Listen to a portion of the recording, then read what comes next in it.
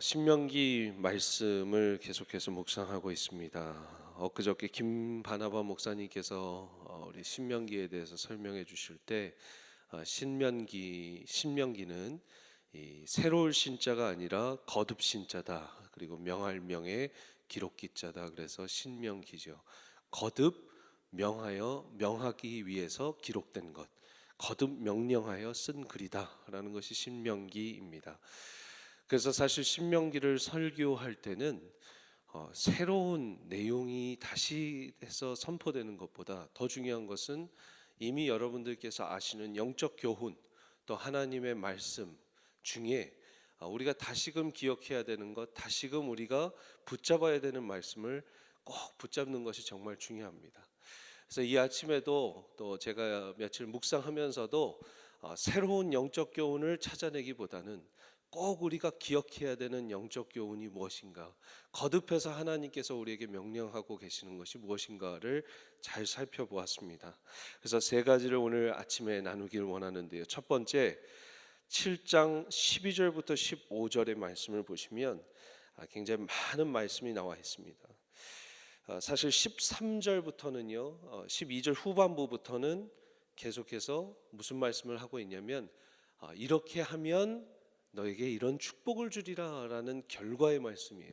근데 이렇게 하면에 시작되는 말씀이 어딘가 12절 시작 보시면 너희가 이 모든 법도를 듣고 지켜 행하면, 여기 후부터 이제 내 하나님 여호와께서 내 조상들에게 맹세하신 언약을 지켜 내게 인애를 베푸실 것이라부터 시작해서 12절 후반, 13절 초반에 너를 사랑하시고 복을 주사 너를 번성케 하실 것이다. 내게 주리라고 내 조상에게 맹세하신 땅에서 내 소생에게 은혜를 베푸신다. 또 13절 말씀에 토지 소산과 곡식과 포도주와 기름을 풍성하게 하시고 소와 양을 번식하게 하리라. 14절에 내가 복을 받음이 만민보다 훨씬 더할 것이다. 남녀 너희 짐승 암수도 생육하지 못함이 없을 것이다. 15절에 여호와께서 모든 질병을 내게서 멀리하고 너희가 아는 애굽의 학질에 걸리지 않게 하시고 너를 미워하는 모든 자에게 걸리게 하실 것이다. 이렇게 말씀을 잘 지켜 행하는 것. 그래서 첫 번째 기억해야 되는 것은 말씀을 듣고 지켜 행하라. 우리가 신앙생활을 하면서 수없이 들은 말씀이지만 신명기 말씀에서 다시금 신명하는 것, 거듭하여 강조하고 명령하는 것은 말씀을 듣기만 하지 말고 말씀을 듣고 지켜 행하라. 말씀을 그냥 읽고 지켜 행하는 것도 아니고 말씀을 듣고 지켜 행하라. 우리 계속해서 말씀 보면서 쉐마라는 말씀을 계속 보셨을 텐데, 이스라엘 말씀 문화에, 말씀을 받는 문화에 정말 핵심이 되는 쉐마, 듣는 것입니다. 여러분, 저는 이 본문을 보면서 우리 기복신앙의 어떤 그 설교자가 얘기하는 것처럼 요한일서 1장 2절 사랑하는 자의 내 영혼이 잘된 것 같이 내가 범사에 잘되고 강건하기를 내가 간구하노라, 이 말씀을 인용하면서 이 모든 게 말씀 읽어주면 채워집니다 라는 식으로 제가 말씀드리고 싶진 않아요. 설교하고 싶진 않습니다. 왜냐하면 이 말씀을 잘 보면 어떨 때 이 말씀이 이루어지는가, 그냥 내가 말씀 듣고 지켜 행한다 라는 그 말씀 가운데 어떤 영적인 진리가 있는가 조금 더 깊이 보기를 원하는데, 여러분 사형리를 배우신 적이 있으실 거예요. 사형리를 배우시면 그 안에 이렇게 세 가지의 삶의 모습이 나옵니다. 그러면서 의자가 나오고요. 기억나시는 분 있죠? 의자가 나오고 그리고 십자가가 있는데, 첫 번째는 십자가가 이 원 밖에 있는 사람이에요. 전혀 예수 그리스도를 알지 못하고 나 중심의 삶을 사는 사람, 내가 그 의자 위에 서 있고 내가 주인인 삶을 사는 사람. 그리고 점점점점이 막 이렇게 있습니다. 그 점이 어떤 거는 작고 어떤 건 크고 굉장히 불규칙적이게 분포되어 있어요. 그 첫 번째 삶의 인생을 사는 사람은 예수 그리스도를 모르는 사람. 두 번째, 예수 그리스도를 알지만, 예수 그리스도를 믿는다고 하지만 아직도 내가 주인인 사람, 내가 의자 위에 주인으로 왕으로 있고 십자가는 요만큼 작게 그려져 있죠. 그리고 세상 일을 표하는 가족일, 회사 일, 이런 일을 표하는 작고 큰 점들이 막 불규칙적이게 분포되어 있어요. 예수님을 구주로 영접했지만 내가 주인인 삶을 사는 사람들은 그렇게 사는 거예요. 세상 일이 내 안에서 불규칙적이고 어떤 건 크고 어떤 건 작고 어떤 건 하면서 불규칙적이게. 마지막 그림에서 보이는 것은 예수 그리스도가 주인인 삶. 예수 그리스도가 주인인 삶은 예수 그리스도가 이 십자가가 의자 위에 있어서 그분이 내 삶의 왕이 되시고 그분이 내 삶의 진정한 주인이 되시고 나는 조그맣게 있습니다. 그리고 세상의 많은 일들이 아주 규칙적이게 이 의자를 주변을 둘러싸고 이렇게 규칙적인 간격으로 딱 서 있어요.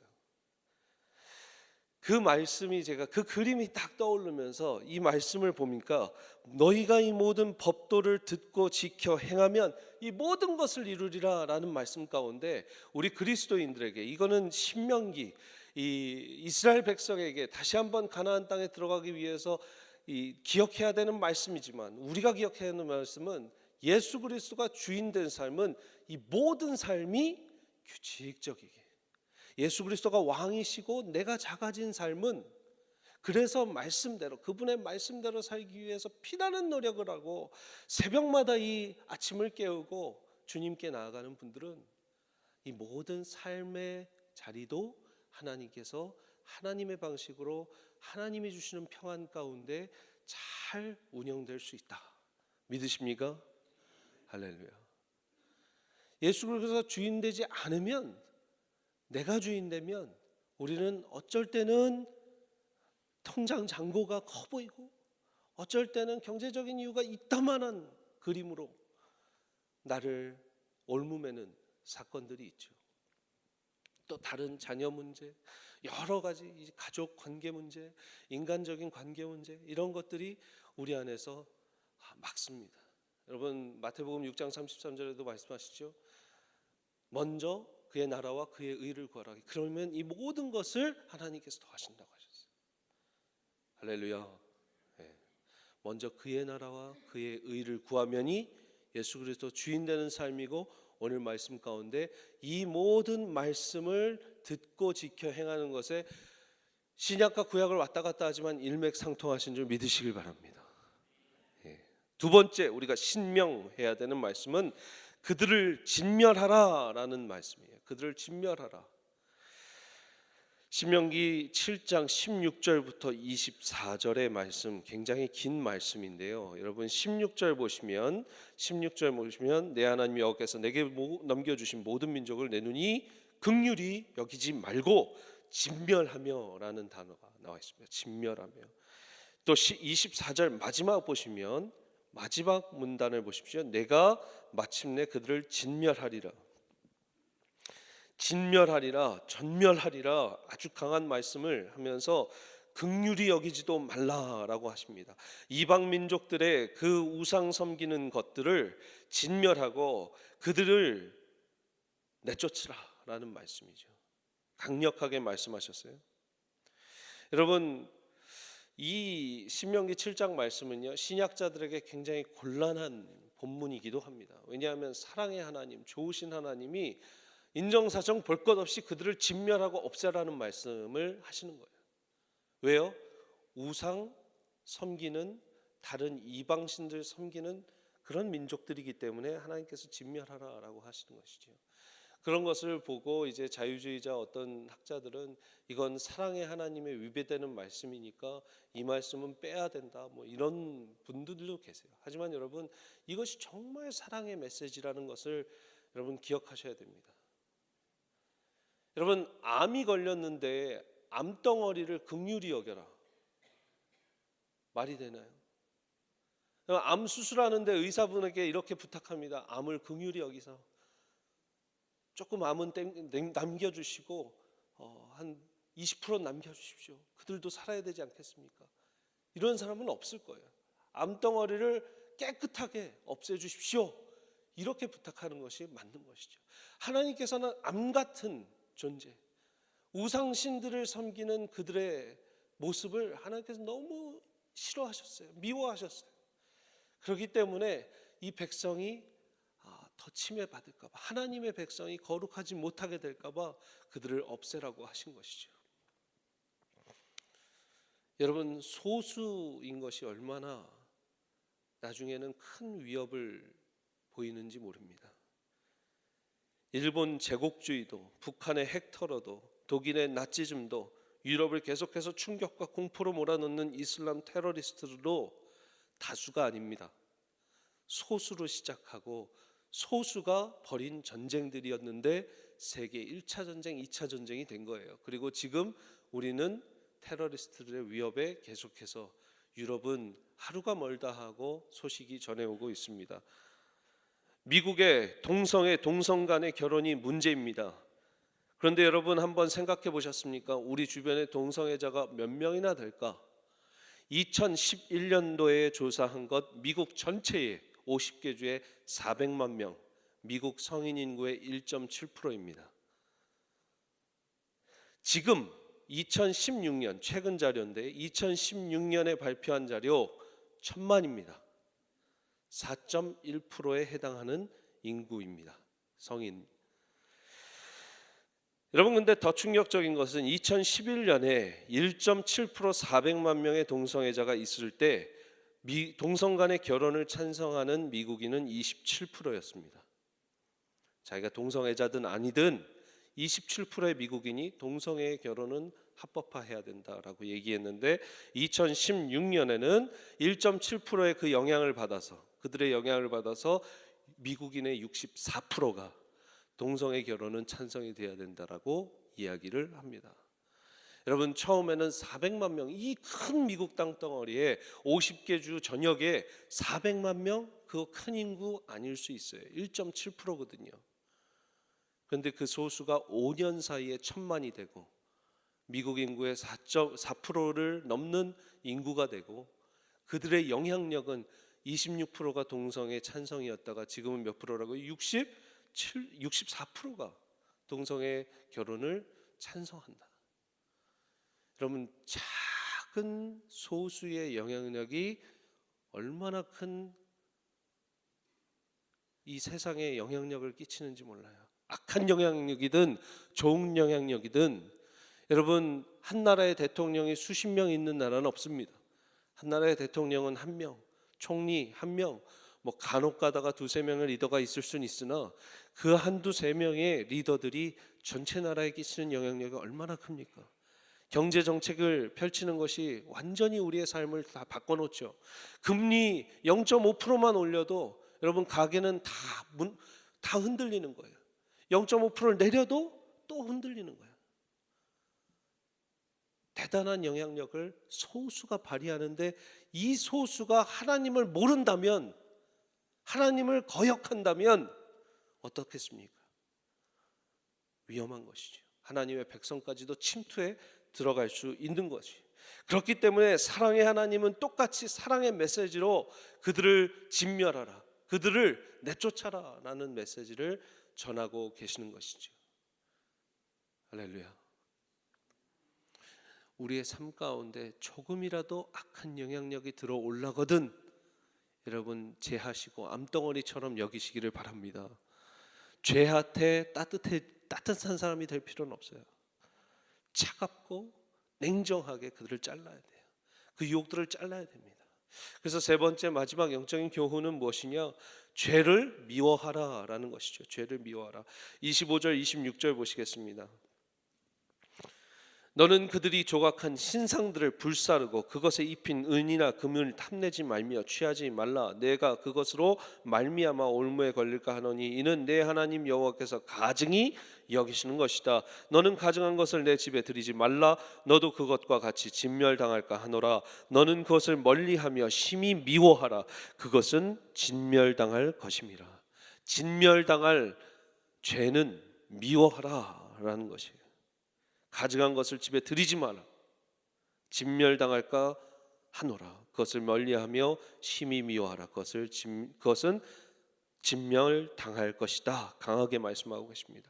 반대로 말하면 그것들은 진멸당할 것인데 그것들을 멀리하고 미워하지 않으면 너도 진멸당한다. 메시지죠. 여러분, 죄를 미워하시기를 바랍니다. 죄를 미워하는 사람은 죄를 회개하는 사람이고, 죄를 미워하는 사람은 죄를 멀리하는 사람이에요. 여러분, 은혜가 되지 않는 예화지만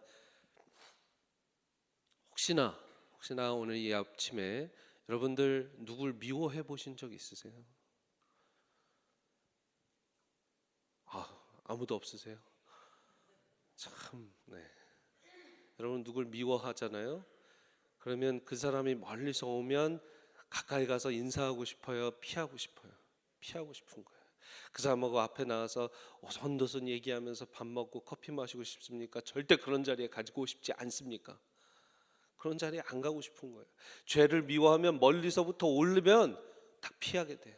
죄를 미워하면 같은 자리에 있지 않고 죄에 관련된 어떤 일도 자기가 인볼브되고 싶지 않은 거예요. 죄를 미워하라. 죄를 정말 미워하는 거예요.